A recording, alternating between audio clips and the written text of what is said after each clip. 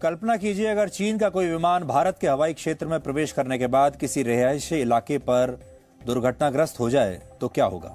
यह घटना भारत की सुरक्षा के लिए सीधी चुनौती होगी और संभव है कि इसके बाद दोनों देशों के बीच गतिरोध इस कदर तक बढ़ जाए कि युद्ध की नौबत आ जाए। यानी इस तरह की घटना दो देशों के बीच युद्ध भी करा सकती है। और चिंताजनक बात यह है कि 2 अप्रैल की शाम को भारत के कुछ हिस्सों में ऐसा ही हुआ।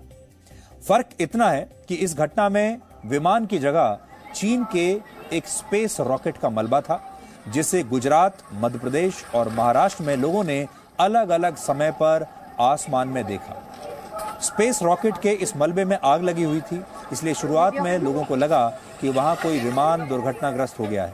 इसके अलावा मध्य प्रदेश और महाराष्ट्र में कुछ लोगों ने स्थानीय पुलिस को ऐसी सूचना दी कि यह मलबा उल्का पिंड भी हो सकता है। उल्का पिंड पत्थर जैसे उन टुकड़ों को कहा जाता है जो अरबों करोड़ों वर्षों से ब्रह्मांड में तैर रहे हैं।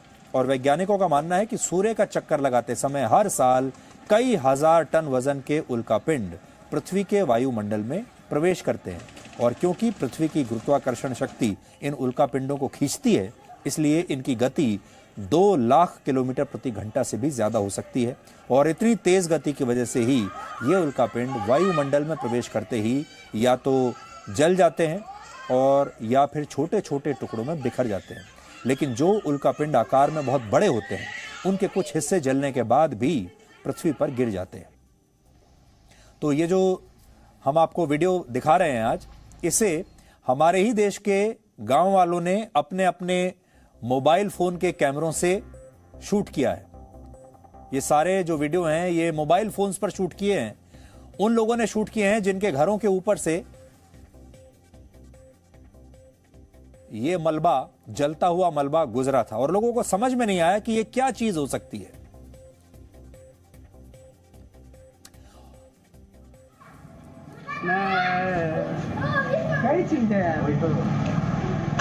इसरो की तरफ से अब ये कहा गया है कि ये मलबा चीन के एक स्पेस रॉकेट का हो सकता है जो फरवरी 2021 में लॉन्च हुआ था।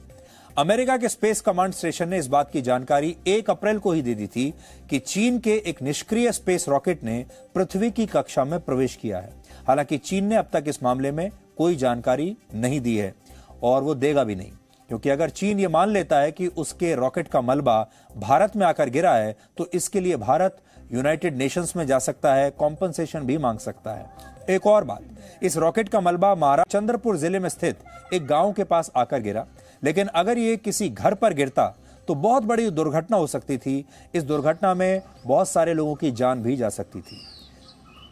शुक्र इस बात का है कि ये जो मलबा है ये ऐसे इलाकों में गिरा जहां पर लोग नहीं थे, इसलिए मामला बहुत बड़ा और गंभीर माना जाएगा। इस मलबे में स्थानीय पुलिस को फुटबॉल के आकार के कुछ हिस्से मिले हैं। इसके अलावा एक अवशेष का आकार एक रिंग जैसा है और इसमें कुछ छेद हुए हैं, जिससे ऐसा लगता है कि ये हिस्से किसी रॉकेट के ही हैं। इसलिए अब बड़ा मुद्दा ये है कि अगर इस मलबे का वजन ज्यादा होता और ये किसी शहर में या किसी बड़ी इमारत से टकराया होता तब क्या होता, क्योंकि जब आसमान से ऐसा कोई मलबा पृथ्वी पर आता है तो उस पर किसी भी तकनीक का नियंत्रण नहीं होता और उसकी दिशा को हम बदल भी नहीं सकते। इसलिए ऐसी घटनाओं में कुछ भी हो सकता है। इससे निपटने की रणनीति इस समय किसी के पास नहीं है। वर्ष 1978 में सोवियत संघ के एक अंतरिक्ष यान का मलबा कनाडा में आकर ऐसे ही गिरा था, जिसके बाद कनाडा और सोवियत संघ में तनाव बढ़ गया था और कनाडा ने तब इस घटना के लिए $6 मिलियन का हर्जाना मांगा था, जो आज के हिसाब से भारतीय रुपए में 45 करोड़ रुपए के आसपास होता है। कहने का मतलब यह है कि पृथ्वी के वायुमंडल में स्पेस रॉकेट और अंतरिक्ष यान का जो कचरा है, उसने दुनिया भर के देशों के सामने एक नई चुनौती पैदा कर दी है। 1967 तक, यानी 54 साल पहले तक पृथ्वी के वायुमंडल में 50 से भी कम सैटेलाइट्स मौजूद थे, लेकिन आज अंतरिक्ष में एक्टिव सैटेलाइट्स की संख्या 30,000 से भी ज्यादा हो चुकी है। इसके अलावा 3,000 सैटेलाइट्स ऐसे हैं जिन्होंने काम करना बंद कर दिया है और इन सैटेलाइट्स के टुकड़े और इनका दूसरा कचरा अंतरिक्ष में तैर रहा है और यह कचरा भविष्य में बढ़ता ही जाएगा। एक अनुमान के मुताबिक दुनिया की 4 बड़ी private space companies SpaceX, Jeff Bezos की ब्लू ओरिजिन, वनवेब और स्टारनेट केवल इसी दशक में 65,000 नए सैटेलाइट्स लॉन्च करने वाली है, जबकि इसी दौरान पूरी दुनिया में कुल मिलाकर 1 से 2 लाख सैटेलाइट्स अंतरिक्ष में भेजे जाएंगे। अब सोचिए, जब पृथ्वी के वायुमंडल में लाखों सैटेलाइट्स ऐसे ही तैर रहे होंगे तो क्या होगा। ऐसी स्थिति में 2 या उससे ज्यादा सैटेलाइट्स के आपस में टकरा जाने का खतरा भी होगा। और अगर हम पृथ्वी की बात करें तो यहां सब कुछ निर्धारित है। किस देश के पास कितना भूखंड है, किसकी सीमा कहां तक है, कितने समुद्र पर किसका अधिकार होना चाहिए, नदियों उनके पानी का बंटवारा कैसे होगा, आसमान में एयर स्पेस की सीमा कैसे तय होगी, सब कुछ निर्धारित है, सबके नियम कानून है। अंतर्राष्ट्रीय अदालत भी बनी हुई है, लेकिन अंतरिक्ष को लेकर अब तक ऐसे कोई नियम कानून अभी तक नहीं बने हैं। वर्ष 1967 में संयुक्त राष्ट्र ने कुछ देशों के साथ मिलकर आउटर स्पेस ट्रीटी को लागू किया था, जो कहती है कि कोई भी देश अपने अंतरिक्ष कार्यक्रमों से दुनिया को नुकसान न पहुंचाए।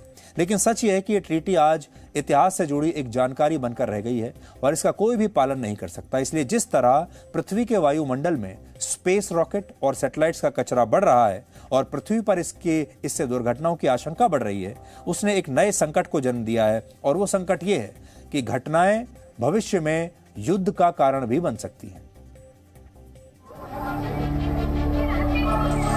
नीचे गिर रहा है, क्या है? ये तो कुछ है।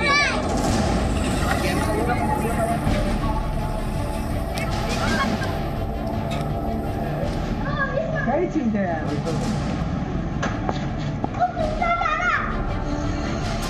तो नाक दिख रहा है तो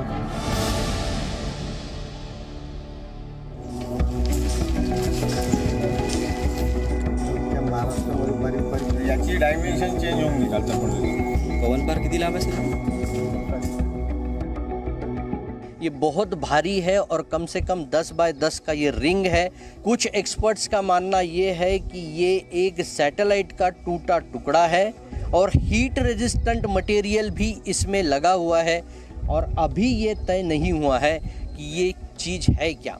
जब आकाश में रिंग जो उल्का जैसे लाइट जैसे दिख रहे थे, जो लाइट ऐसे घूमते घूमते घूमते घूमते इधर जैसा जो आवाज़ आ रहा था, हो ऐसा आवाज़ आ रहा था, जैसा हेलीकॉप्टर उड़ रहा था, ऐसा लग रहा था हमको। जब ये रिंग नीचे गिरी, ऐसा धूम जैसा स्फोट जैसा भाष हुआ गया था।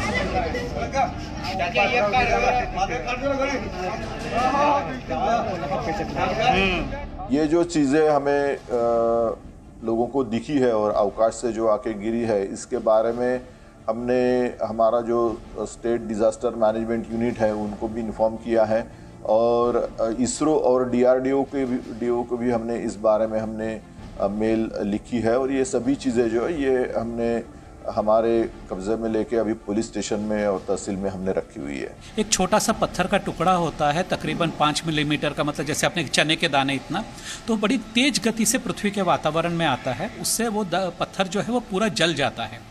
तो उसकी जो रोशनी है वो हम देखते हैं कि उसकी जो रोशनी है वो तकरीबन आपको लाल या हरे रंग की रोशनी नज़र आती है। बनिस्बत जो सैटेलाइट हैं उसमें स्टील लगता है, एल्यूमिनियम लगता है, टाइटेनियम के पदार्थ होते हैं। तो जब ऐसा सैटेलाइट पृथ्वी के वातावरण में आकर के उसके घर्षण से जलता है तो उसकी जो रोशनी है वो आपको बहुत सफ़ेद सी नज़र आती है। तो इससे हम लोग कह सकते हैं कि शायद वो सैटेलाइट ही रहा होगा।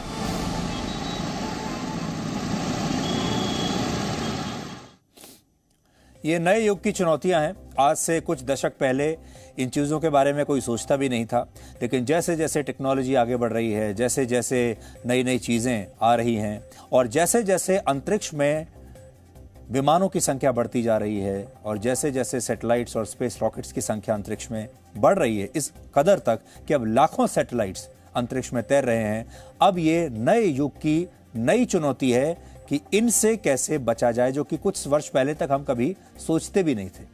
Presenting B News app available on Google Play and App Store. Download it now.